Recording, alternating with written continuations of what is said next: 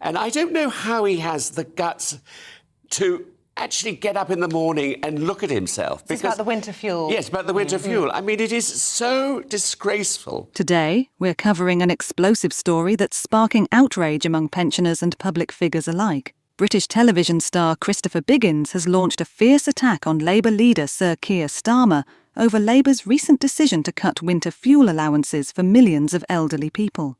Biggins isn't holding back, and his criticism has only added fuel to the fire surrounding this highly controversial policy. So what exactly did Biggins have to say? On GB News, he openly questioned how Starmer could justify these cuts, even going as far as saying, "I don't know how he has the guts to actually get up in the morning and look at himself." He's furious on behalf of elderly voters who, as he put it, have paid their taxes for years and years. According to Biggins, these are voters who largely supported Labour, making this decision feel like a betrayal to the party's traditional base. So what's at the heart of the outrage? Labour recently announced changes to the winter fuel allowance, a policy shift that means only pensioners receiving pension credit will now be eligible. This excludes around 10 million elderly people who previously counted on this support to help cover the cost of heating during the winter months.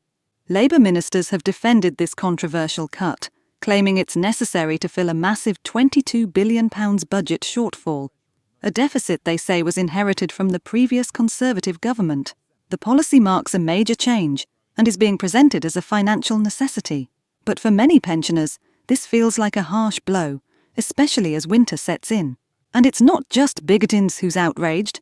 The influential trade union Unite has taken a strong stance against Labour's decision. Unite General Secretary Sharon Graham echoed the public's shock, saying, "How has a Labour government taken away the fuel allowance of millions just as winter approaches?" Unite has even filed legal action against Labour, demanding a judicial review on the grounds that the government failed to properly consult with the Social Security Advisory Committee. This legal challenge could have big implications. If the judicial review moves forward, the High Court will look into whether Labour's decision violated legal procedures, especially in terms of consulting the necessary bodies. Should the court rule in favour of Unite, Labour may be forced to revisit or potentially roll back the cuts. But will that be enough to change things? With a strained budget and an overwhelming £22 billion shortfall, Labour ministers may still be reluctant to fully reverse the cuts, even as backlash continues to grow. Public opinion, union pressure and legal action are all converging, making this an incredibly tense situation. What do you think? Is Labour's decision justified, or does this policy cross the line?